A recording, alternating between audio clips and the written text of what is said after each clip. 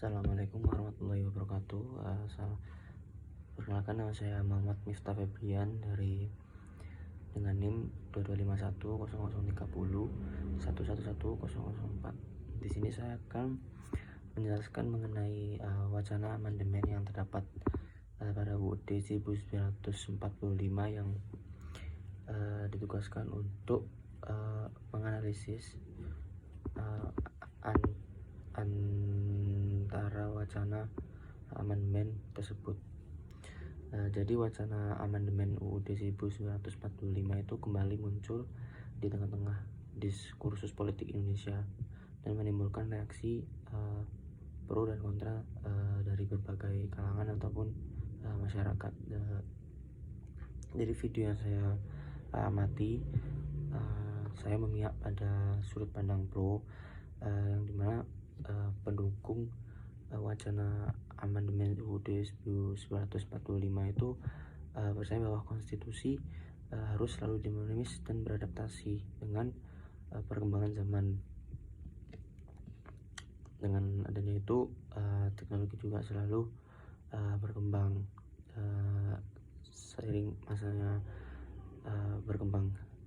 Untuk alasannya itu yang pertama, peningkatan kualitas demokrasi dan sistem pemerintahan, yang dimana amandemen itu dibutuhkan untuk memperbaiki aspek kelembagaan dan sistem pemerintahan yang dinilai masih memiliki kelemahan.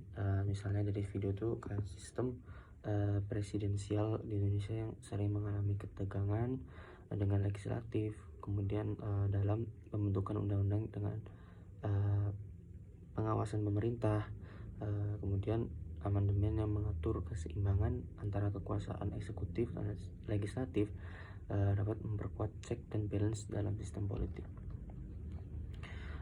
Untuk alasan pertama yang saya ungkapkan itu, pengalaman sebelumnya menunjukkan bahwa amandemen 1945 memperbaiki sistem pemilihan presiden secara langsung dan memperkuat peran Dewan Perwakilan Daerah atau DPD. Perubahan tersebut terbukti meningkatkan akuntabilitas politik di Indonesia. Berikut merupakan faktor yang alasan yang konkret untuk alasan saya memilih pro kontra, yaitu peningkatan kualitas demokrasi dan sistem pemerintahan tersebut. Kemudian yang kedua, alasan yang kedua yaitu penyesuaian terhadap tantangan global dan domestik, yang dimana UUD 1945 itu memerlukan interaksi atau penyesuaian dengan tantangan zaman sekarang, seperti ekonomi digital, globalisasi, dan perkembangan teknologi saat ini. Nah, untuk tahun ini atau saat ini, konstitusi belum sepenuhnya mengakomodasi isu-isu kontemporer seperti perlindungan privasi data digital, keamanan siber, atau pengaturan ekonomi digital. Amandemen bisa memperbaiki kekosongan hukum di bidang-bidang ini.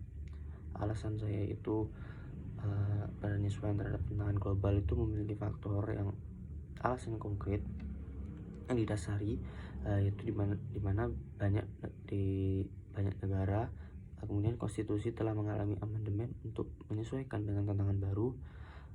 Kemudian misal yang terdapat pada Amerika Serikat, yaitu beberapa amandemen konstitusi telah dilakukan untuk melindungi hak privasi individu dan adaptasi teknologi. Jadi pandangan saya terhadap pro ini, amandemen dianggap sebagai langkah-langkah penting untuk menyesuaikan konstitusi dengan tantangan zaman sekarang dan memperbaiki kelemahan struktur dalam sistem pemerintahan tersebut. Keputusan untuk amandemen UUD 1945 itu harus didasarkan pada kajian yang dalam, kemudian partisipasi publik yang lebih luas tentunya, kemudian komitmen untuk menjaga stabilitas politik kita di Indonesia dan demokrasi yang ada di Indonesia ini. Jadi sekian untuk alasan saya memilih pro terhadap video amandemen UUD 1945. Sekian, assalamualaikum warahmatullahi wabarakatuh.